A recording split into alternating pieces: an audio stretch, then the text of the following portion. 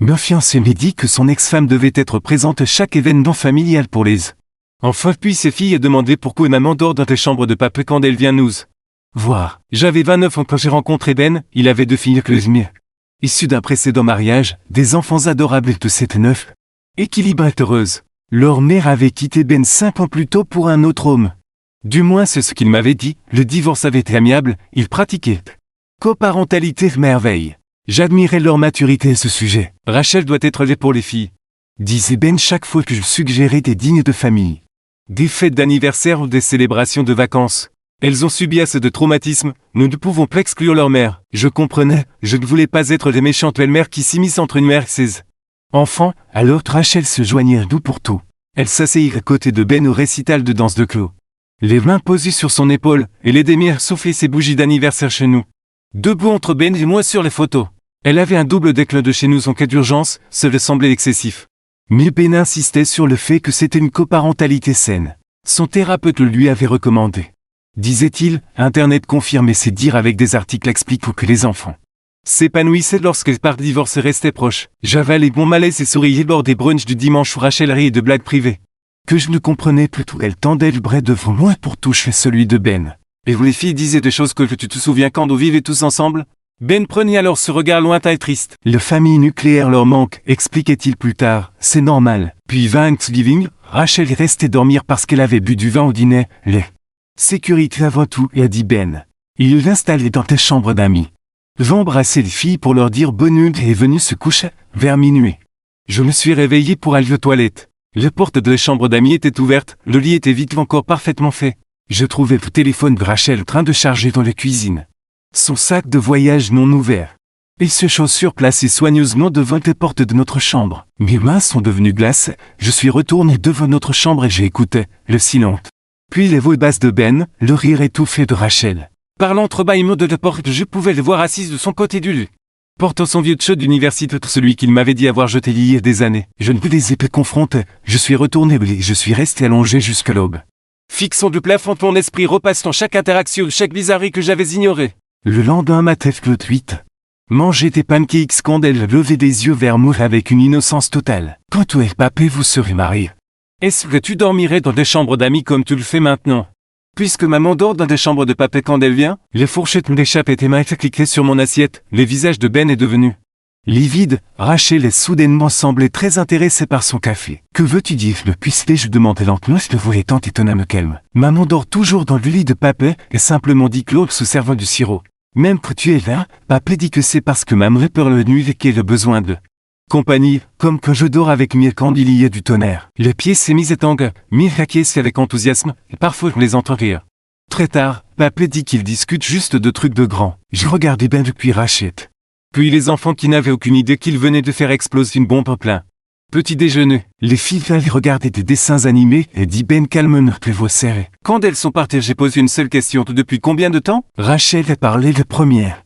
Posons son mug avec un bruit sec, nous n'avons jamais vraiment divorcé. Les pauses sont restées suspendues d'odeur, j'ai attendu que l'un d'eux qu'ils disent que c'était une blague, aucun des deux ne le fait. Cool, ma voix était atone. Ben a passé ses mains dans ses cheveux, c'est compliqué. C'est très simple.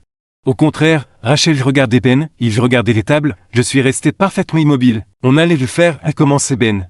On avait préparé le papier.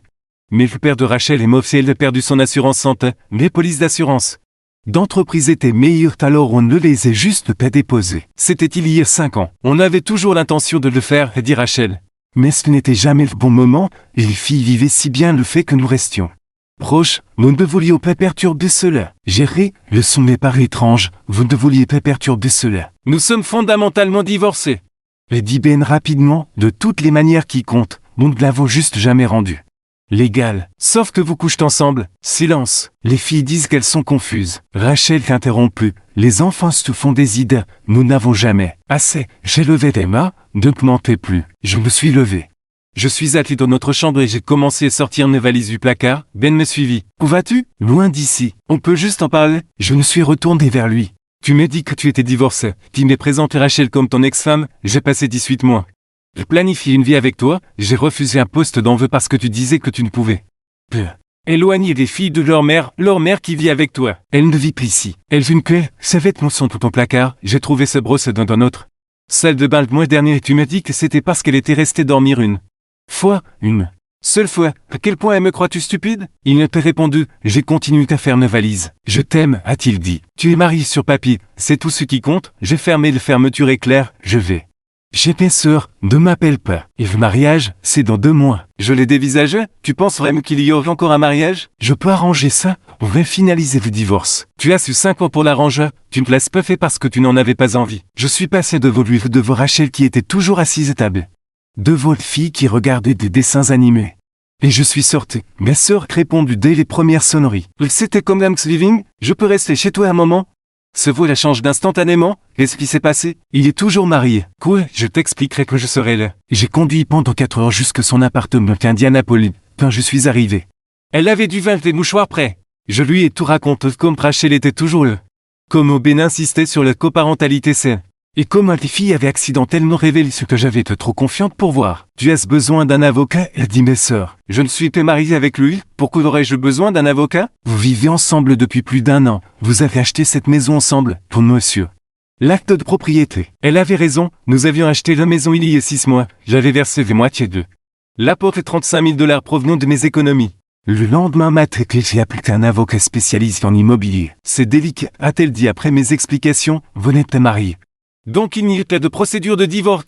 Mais vous possédez un bien ensemble, nous devrons rétablir vos droits. Je veux partir, je veux récupérer mon argent et je ne veux plus rien avoir à faire avec lui. Je vais rédiger une lettre, en attendant de documenter tout, chaque paiement que vous avez effectué. Chaque contribution au foyer, mettez tout par écrit. J'ai passé les semaines suivantes éplucher les relevés bancaires.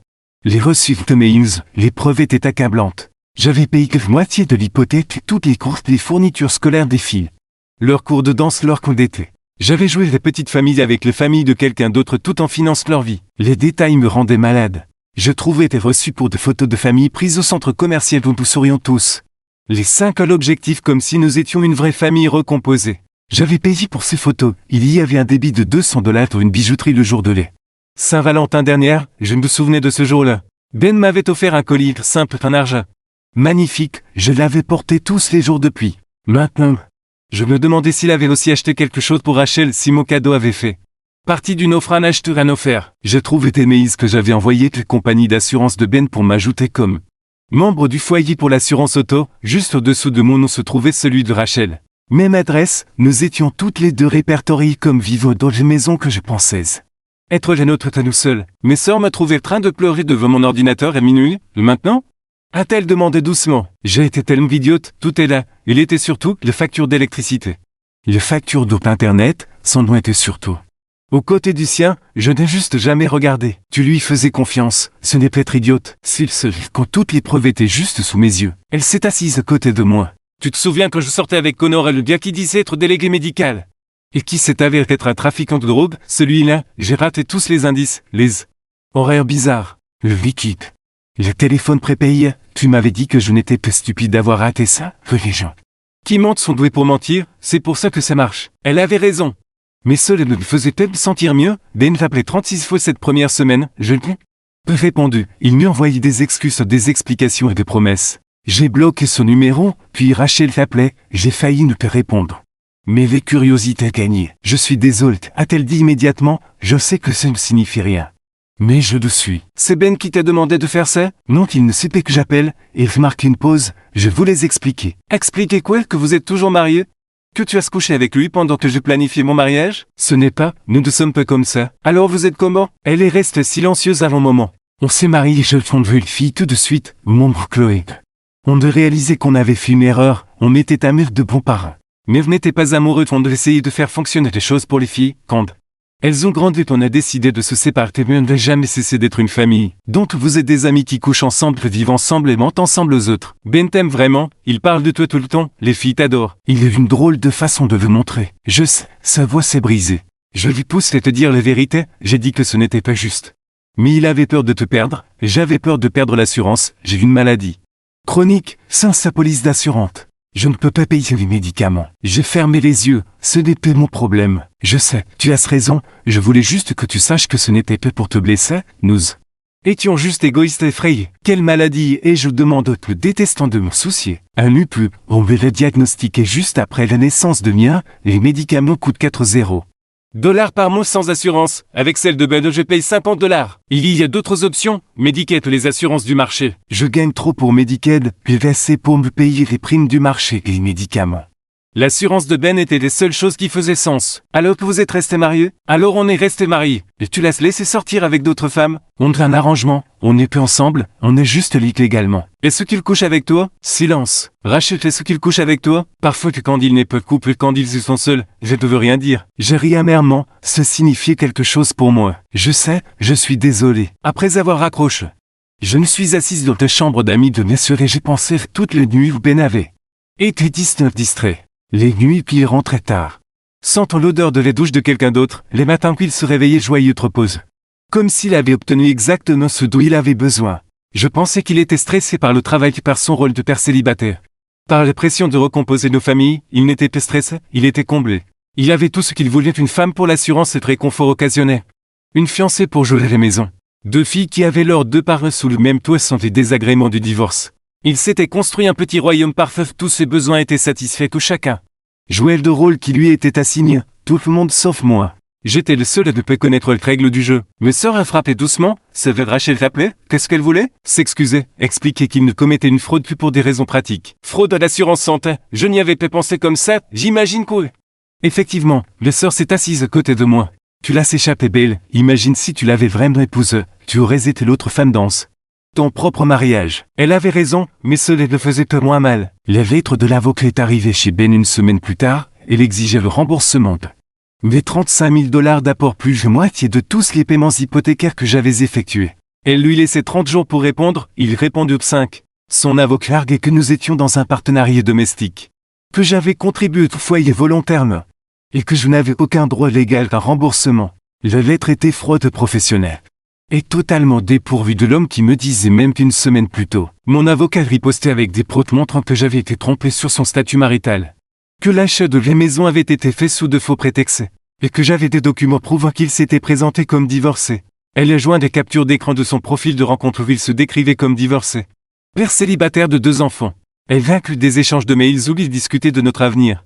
Puis il parlait de mariage comme si c'était possible. Cela a duré 6 semaines, finalement. Ben t'appelait d'un numéro différent, et ce qu'on peut s'il te plaît juste se parler sur les avocats. Contre mon meilleur jugement, j'ai accepté de le voir, un café. Un lieu public, j'ai dit à ma sœur où je serais quand elle devait m'attendre. Il avait une mine affreuse, des cernes sous les yeux, une chemise froissée. Comme s'il n'avait pas dormi depuis des jours, pendant un instant j'ai eu pitié de lui. Puis je me suis souvenu de pourquoi il avait cette tête. J'ai demandé le divorce, a-t-il dit immédiatement. Rachel, moi. C'est fini, les papiers sont déposés. Félicitations, tu as seulement 5 ans de retard. Je sais que j'ai merdé, je sais que j'ai menti, mais je n'ai jamais voulu te blesser. Tu pensais qu'il allait se passer quoi? Que j'allais découvrir que tu étais marié et que ça m'irait? Il fixait son café, je pensais te le dire un jour, mais plus j'attendais. Plus c'était dur, et tu étais si heureuse. Les filles t'aiment, je ne voulais pas tout gâcher. Alors tu m'as laissé organiser un mariage, choisir une robe, envoyer des invitations. J'ai paniqué. Pendant 18 mois, il ne faut qu'une réponse. Je veux mon argent, et je dis tout. Je ne peux pas vous le permettre pour l'instant. Les frais d'avocat pour le divorce. C'est mon problème, tu as 30 jours où je dépose une plainte. S'il te plaît, on peut trouver un arrangement. Je te rembourserai par mensualité, tout ce que tu veux. Je me suis levé, tu as su tes chances de trouver un arrangement. Tu as choisi de mentir et place. Attends, il me attrape le poignet. S'il te plaît, écoute-moi. Je ne suis dégage, ne me touche pas. Je suis désolé. Juste 5 minutes, c'est tout ce que je demande. Je me suis rassise, pas parce que je voulais l'écouter. Mais parce que les sur la table de côté nous regardèrent que je ne voulais pas faire d'eux. Scène. Rachel et moi divorçons. A-t-il dit rapidement, pour de vrai cette fois, il trouvait un nouveau travail avec une meilleure assurance, elle déménage le mois prochain, c'est fini. Tant mieux pour vous deux. Je veux une autre chance avec toi, je sais que je ne les mérite. Mais je te demande quand même. Je l'ai regardé fixement. Tu plaisantes. Non, je t'aime, je t'ai toujours aimé, cette histoire avec Rachel. C'est juste un passé compliqué mais c'est fini maintenant, on peut repartir à zéro. Tu penses que je te reprendrai? J'espère. J'ai retenu un rire de ta mère. Laisse-moi être très clair, je ne te reprendrai pas si tu étais le dernier homme sur terre, je ne te reprendrai pas même si tu me payes, je ne te reprendrai pas même si tu rampais mes pieds. Pendant les 50 prochaines années, son visage s'est décomposé. Tu me mentis chaque jour pendant 18 mois, tu m'as laissé croire que nous avions un avenir alors. Que tu couchais avec ta femme, tu as utilisé tes enfants comme excuse pour garder ton ex dans les parages tout en empochant mon argent pour une maison que tu savais que nous ne partagerions jamais. Vraiment, tu n'es pas juste un menteur, tu es un escroc. Ce n'est pas juste. Juste que tu veux parler de ce qui est juste, je me suis penché en avant. J'ai abandonné le travail pour toi. J'ai réorganisé toute ma vie. Je t'ai présenté de famille. Ma grand-mère est sortie de ses retraites pour faire mon gâteau de mariage. Et le 84 PC m'a tremble. Mais elle voulait le faire parce qu'elle pensait que j'étais enfin heureuse. J'ai dû l'appeler pour lui dire que le mariage était annulé parce que mon fiancé était marié avec une autre. Tu sais ce que ça lui a fait? Il a baissé les yeux. Je veux mon argent, tu as 30 jours, après ça. Je t'emmène au tribunal et je vais m'assurer que tout le monde sache exactement ce que tu as fait. Je suis parti. Il me remboursé intégralement 29 jours plus tard, un chèque certifié, je l'ai. Dépose immédiatement, j'ai regardé les chiffres apparaître sur mon compte. 35 $, plus 8 000 $ pour les paiements hypothécaires, 43 000 $ au total, ce n'était pas suffisant. Peu vraiment. On ne peut pas mettre un prix sur le temps achevé, confiance détruite. Les rêves brisés, mais c'était quelque chose. Mon nom a été retiré de l'acte la même semaine, j'ai signé les papiers dans le bureau de mon avocat. Ben le signerait à un autre moment, nous n'avons plus jamais vu nous voir, je l'ai bloqué partout. J'ai changé de numéro. Supprimé toutes nos photos, il me fallut 4 heures pour éplucher mon téléphone. Mon ordinateur, les réseaux sociaux effacent chaque trace de lui. Chaque sourire, chaque baiser de chaque moment que je pensais être réel. Le robe de mariée que j'avais acheté et retourné au magasin, ils m'ont remboursé 70% car elle avait été retouchée. J'ai utilisé l'argent pour réserver un voyage en Islande en solo. Une semaine de randonnée de sources chaudes. J'ai absolument aucune pensée pour Ben Rachel ou tout cela. J'ai annulé les cercles traiteurs.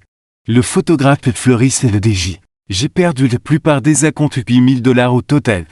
Mais je m'en fichais, je voulais que chaque morceau de cet avenir factice soit effacé. Mes amis m'ont soutenu.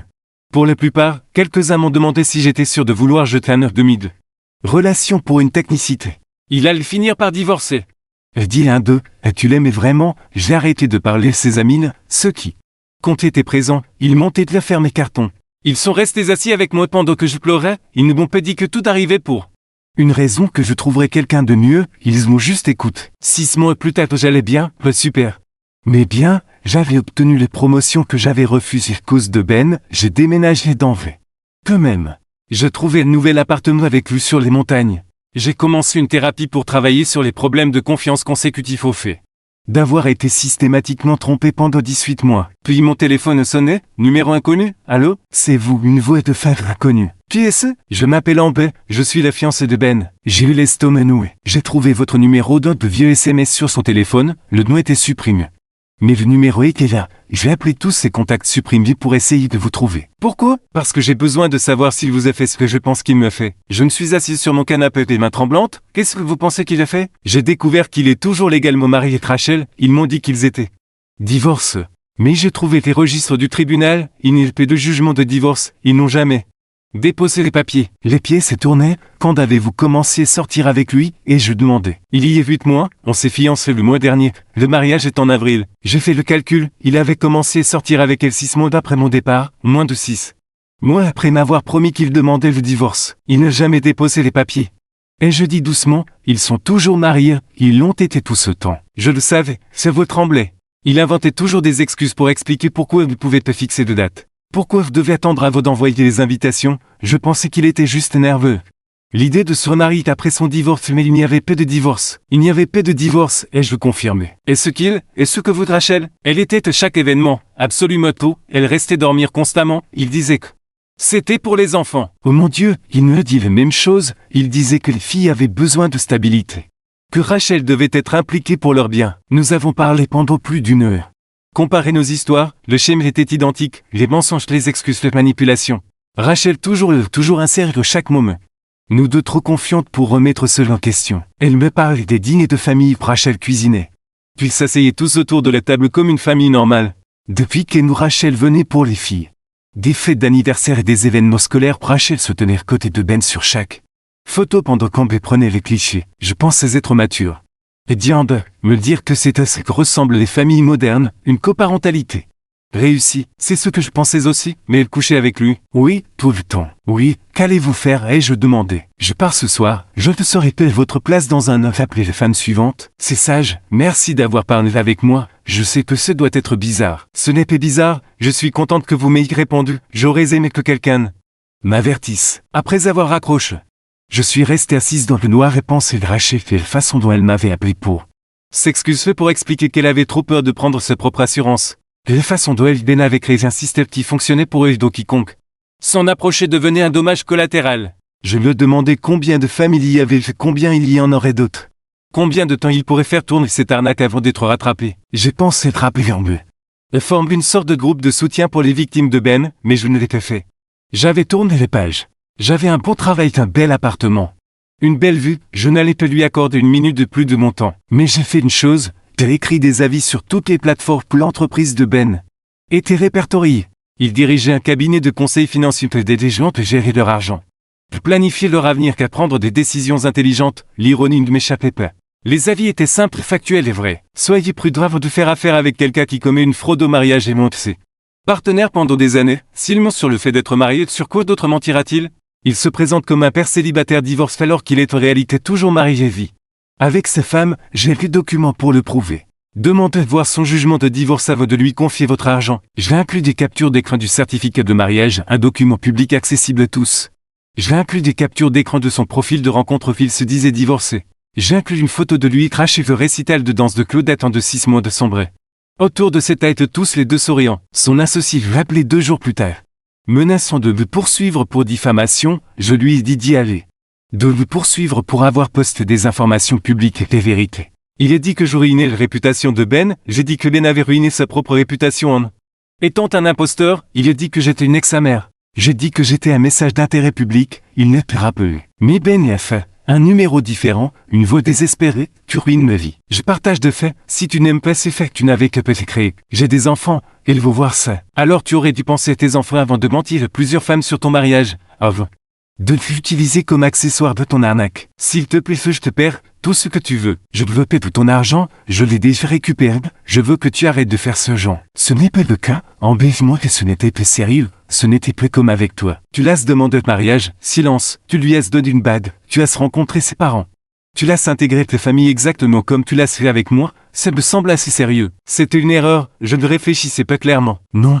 Tu réfléchissais très clairement, tu avais un système et il fonctionnait, pourquoi la changerais-tu? Qu'est-ce que tu veux de moi? Je veux que tu divorces, un vrai divorce. Arrête d'entraîner des femmes dans ton désordre. Arrête d'utiliser tes enfants comme excuse pour garder ta femme sous les mains tout en sortant avec d'autres. Arrête. C'est tout. Tu ne comprends pas. Je comprends parfaitement. Tu veux tes femmes pour l'assurance et les compagnies. Tu veux des copines.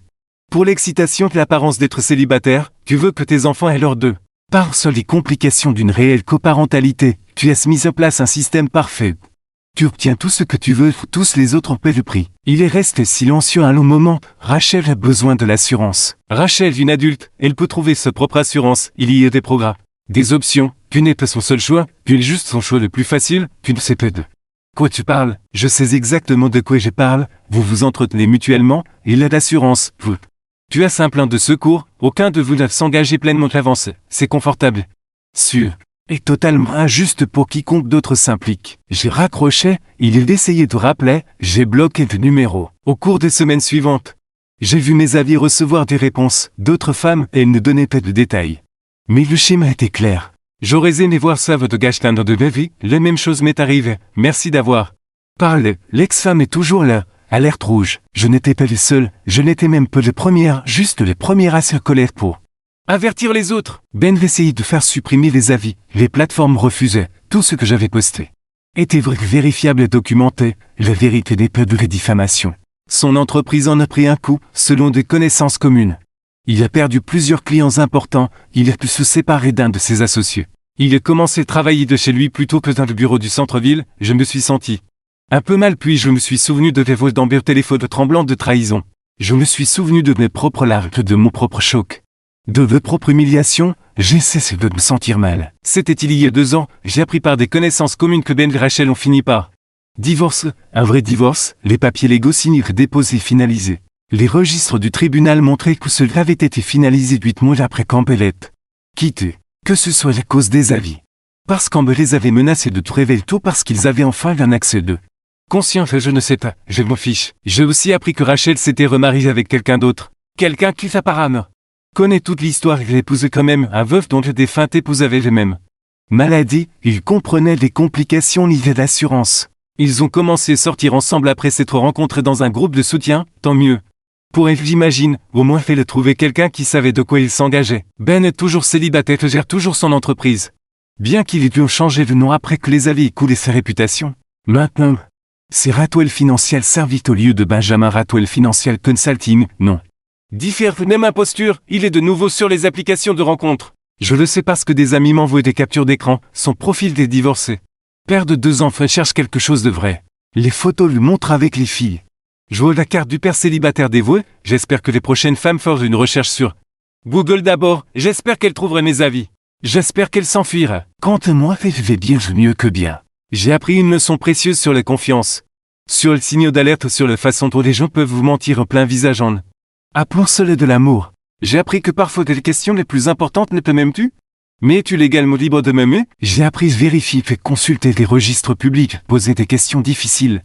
Me faire confiance est mon instinct quand quelque chose cloche au lieu de me convaincre que je suis paranoïaque. J'ai appris que pour les enfants peut être un code pour je n'ai plus envie de lâcher prise. Que la coparentalité c'est des limites, que l'ex de votre partenaire doit être un coparent.